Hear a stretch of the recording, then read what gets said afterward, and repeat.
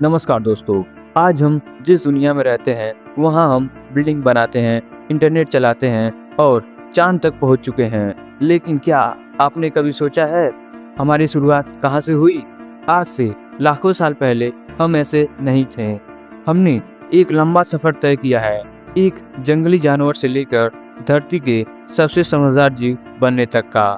लेकिन क्या आपने कभी सोचा है ये सब करने वाला इंसान कहाँ से आया? क्या इंसान हमेशा से इतना समझदार था? क्या हम सच में बंदर से आए हैं? आज के इस वीडियो में हम समय के पीछे जाएंगे और देखेंगे कैसे एप से इंसान का जन्म हुआ। आज हम जानेंगे 7 मिलियन साल पुरानी वह यात्रा जिसमें एक जानवर धीरे धीरे इंसान बना। यह कहानी है भूख की, संघर्ष की, खून की और दिमाग की विकास की। इवोल्यूशन कोई थ्योरी नहीं, यह एक नेचुरल फिनोमिना है। जब वातावरण बदलता है तो जीव या खुद को बदल देते हैं या खत्म हो जाते हैं। चार्ल्स डार्विन ने कहा है, जो सबसे ताकतवर होता है वह नहीं बचता, बल्कि जो समय के साथ खुद को बदलता है वही बचता है।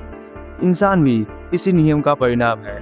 अर्थ का फॉर्मेशन 4.5 बिलियन साल पहले हुआ। पृथ्वी शुरुआत में आग का गोला थी और लगातार उल्काओं की बारिश हो रही थी। पृथ्वी गर्म मैग्मा का महासागर था और हर जगह वोल्केनो इरप्शन हो रहा था और गैसेस बाहर निकल रही थी। उसी गैसेस में CO2, अमोनिया, मीथेन भी थी। इससे बना प्राइमरी इन्वायरमेंट और भाप बादलों में बदलने लगे। लाखों साल बारिश हुई और अर्थ का टेम्परेचर धीरे धीरे कम होने लगा। लाखों साल बारिश होने की वजह से पृथ्वी पर महासागर बने, नदियाँ बनी, झील बनी। शुरुआती हवा जहरीली थी, बिना ऑक्सीजन की थी और यहीं से जीवन की शुरुआत हुई। पहले साइनोबैक्टीरिया आए।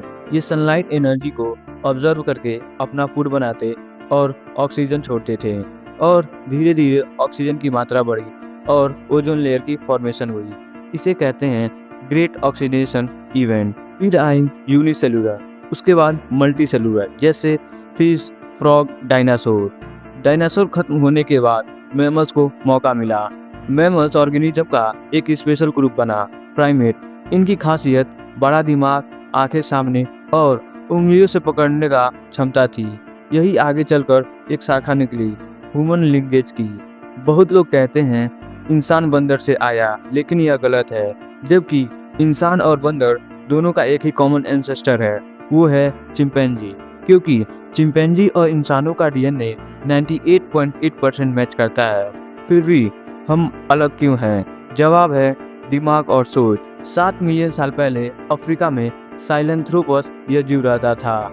यह थोड़ा सीधा चलता था, लेकिन दिमाग बहुत छोटा था, लेकिन चेहरा इंसानों जैसा था। यहीं से मानव यात्रा शुरू होता है। उसके बाद ऑस्ट्रेलोपिथेकस आए। इनकी खास बात ये थी कि पूरी तरह 2 पैरों से चल सकते थे, हाथ खाली हुए।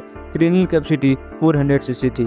यही सबसे बड़ा टर्निंग पॉइंट था, क्योंकि हाथों से औजार बने और खाना इकट्ठा किया। उसके बाद 2.4 मिलियन साल बाद होमो हैबिलिस आए। पहली बार पत्थर के औजार बने और जानवरों का मीट खाना चालू हुआ।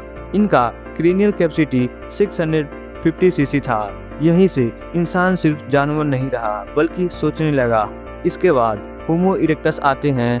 यह इंसान अफ्रीका से बाहर एशिया, यूरोप तक पहुंचा और होमो इरेक्टस ही आग का खोज किया। आग से सब कुछ बदल गया। कच्चा मीट पकाकर खाते थे, ठंड में बचाव के काम आता था और इनका क्रेनियल कैपेसिटी 1000 cc था। इंसान अकेले नहीं रहा, समूह में रहने लगा। इसके फायदे ये हुआ कि शिकार करने में आसानी होता था, ज्ञान का आदान प्रदान होने लगा और बच्चों की सुरक्षा भी बढ़ी। यहीं से समाज बना। फिर आए निएंडरथॉल। ये ताकतवर, समझदार और भावना रखने वाले थे। ये डेड बॉडी को दफनाते थे और बीमारियों का इलाज भी करते थे। उसके बाद आते हैं होमो सेपियन। होमो सेपियन ने भाषा बनाई, पेंटिंग बनाई, रिलीजियस बनाया।